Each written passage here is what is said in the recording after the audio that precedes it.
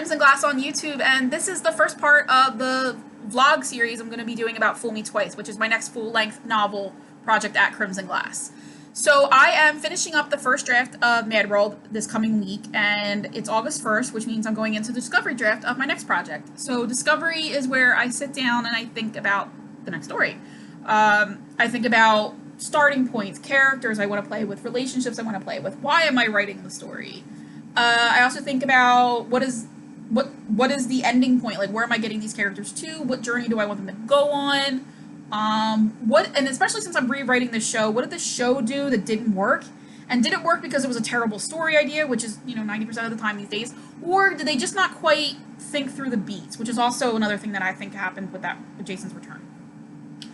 So that's the point of what I'm doing of this vlog, is we're gonna kind of walk myself through the discovery process a little bit. I had started Fool Me Twice last year, so a lot of this process is largely done. I got about 9 chapters in, and a lot of it's actually pretty good. A lot of it I'm probably going to be like piecing together and using going forward. What the problem is what we're gonna get into is my starting point, and then I left out a couple of relationships that I just didn't feel got fleshed out as well as I would have liked.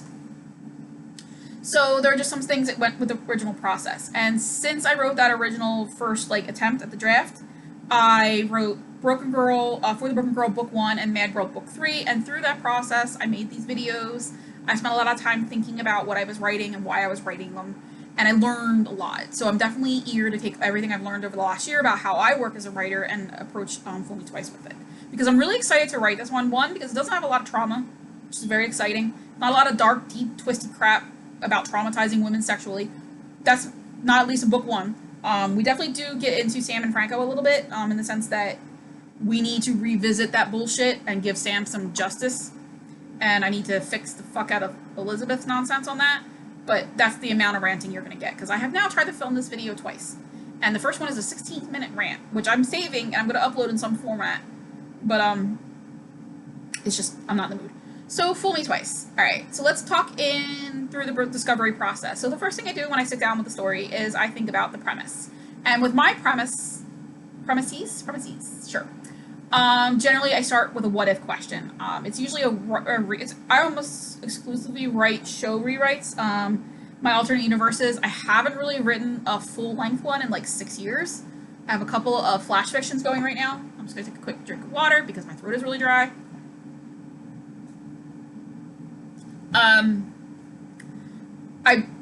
I mainly rewrite the show, and so I generally start with what storyline am I rewriting.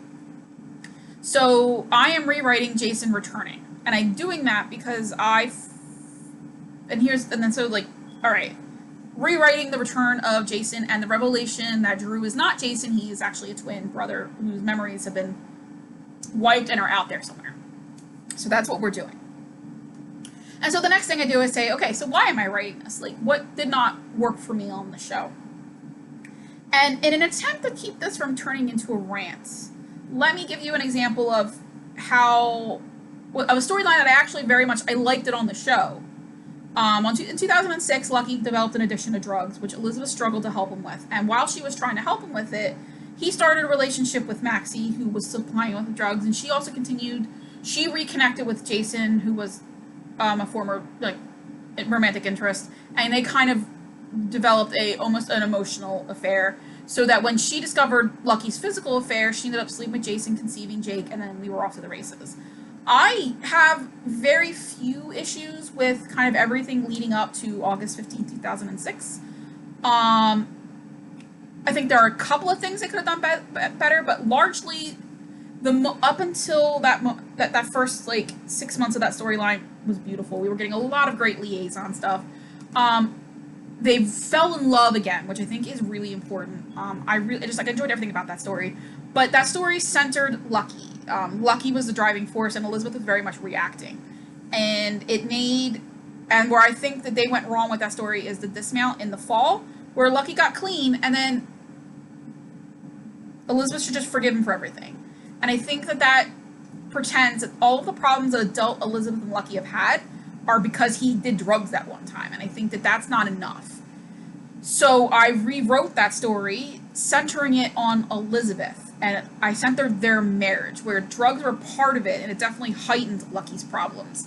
but the problems Lucky and Elizabeth had were definitely more because of who they ended up being. So that's what I mean by, like, even if I like what a show has done, I think the cool thing about a soap opera is that it can go in so many different directions, and so sometimes even when I like the story, I will still rewrite it because I want to see it go in a separate direction. Fool Me Twice isn't like really that. It's more like the Panic Room storyline where I like had to rewrite the whole thing because everything they did with that storyline was trash. And if you have questions about that, go read Madrigal Book 1. That's kind of how I would have liked the story to go. So without turning this into a rant, I think the largest problem they had with Fool Me Twice, with Jason's Return is that they did not quite know what they were doing. I think that the memory swap could have worked, but they never really thought through the implications. I love the idea of Drew's like past coming to Port Charles. Like I love the idea of Kim and Oscar in theory, but I think what they did was kind of strange in the sense that they made Oscar a kid he didn't know, and they made Kim a fling.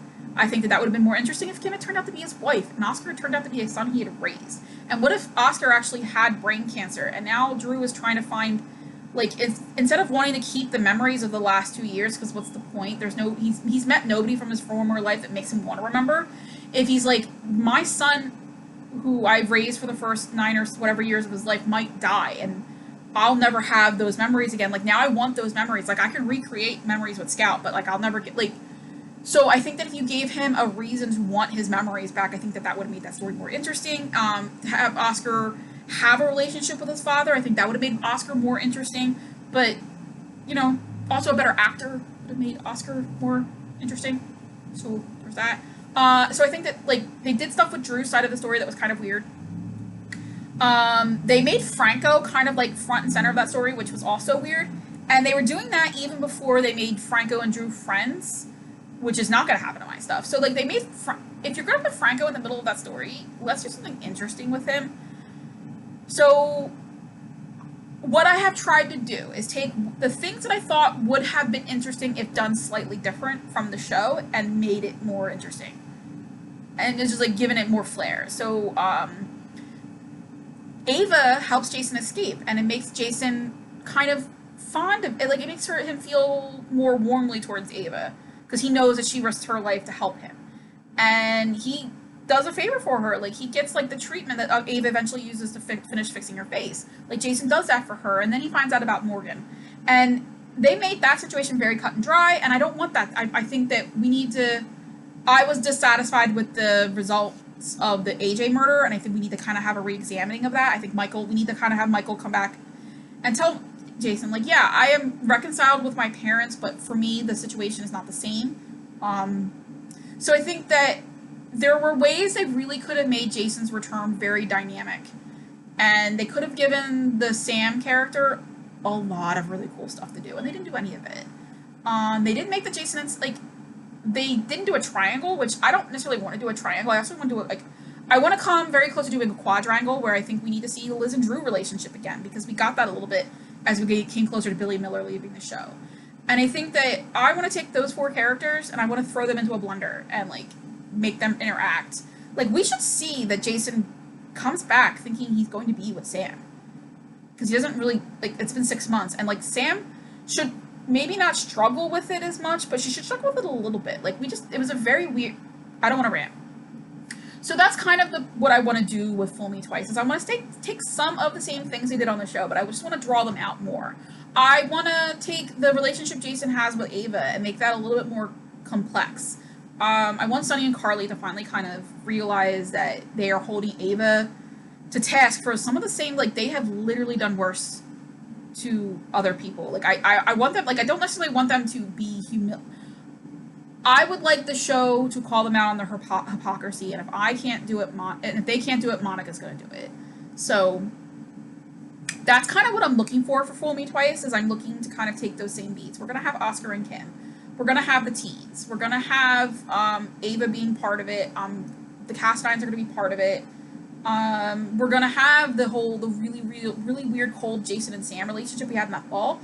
We're going to get it, but we're also going to get some POV on it. Like, why is Sam acting that way? Like, why do they get divorced in January? And, like, she starts to ask Jason for custody of Danny. Like, I want to explore that. Like, Like, I'm not mad that they did that because I think that there are reasons that you could say Sam could do that, but it involves thinking about it. So I want to do that. And I think that Franco lying to Elizabeth needs to be a thing. So when he lies about, so I just like, there are some things that I want to do that I definitely, and then I also want to take that situation where who is behind the Jason and Drew thing. Like, the fact that that storyline doesn't have any implications and we're like 3 years out, but nothing has really changed, I think is like always a mistake. Like, that's a problem I'm having with GH the last couple of, like, I don't know, decades, is that none of their stories have consequences.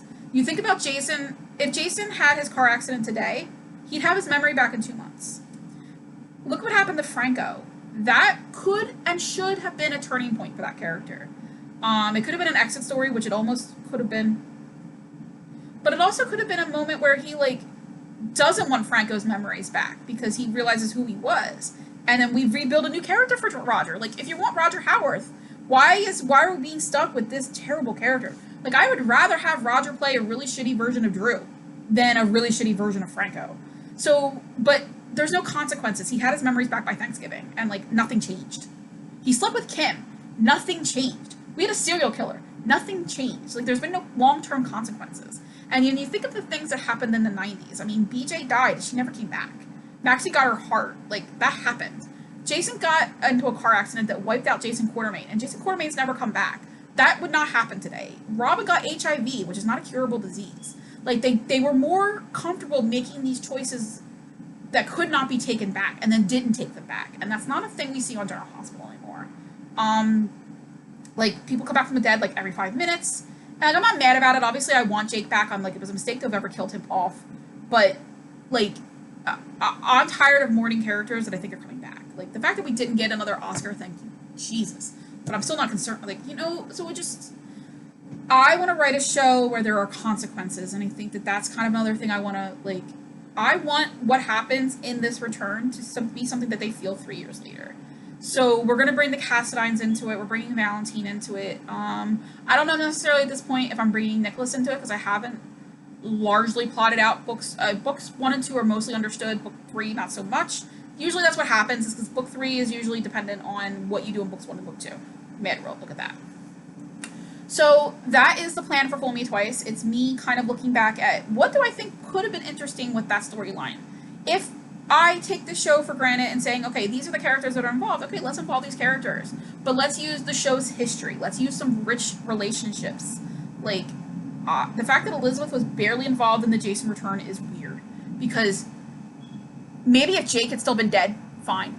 Jake is alive, and Jason finally gets to be his father. Why is that not a thing we are dealing with more? Like, why are Drew and Liz not, like, they're just, like I said, there are things that they put a lot out in front of us, and then they didn't quite take advantage of everything that they could have. So that's what Fool Me Twice is going to do. We're going to take advantage of the things that the show didn't do, and we're going to do it by centering Jason and Elizabeth. But I'm actually going to be trying to do more Jason and Drew here. Like, I definitely want to develop Drew as his own character, because I think that's definitely something that the show lost interest in very fast. And the fact that they convinced Billy Miller to stay 2 more years when he must have known after the first year that they were never going to give him the time of day.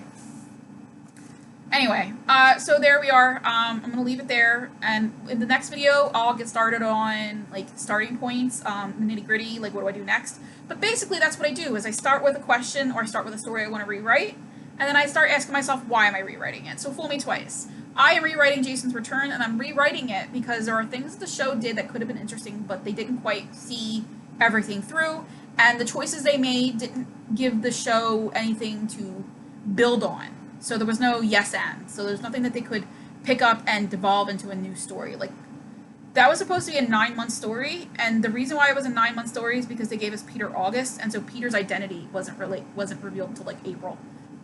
That doesn't make it it should have been Jason still and Drew still struggling and dealing with this stuff. Like, that's what I'm talking about. Alright, so I'm going to stop this here, and I will see you guys in the next one. Bye!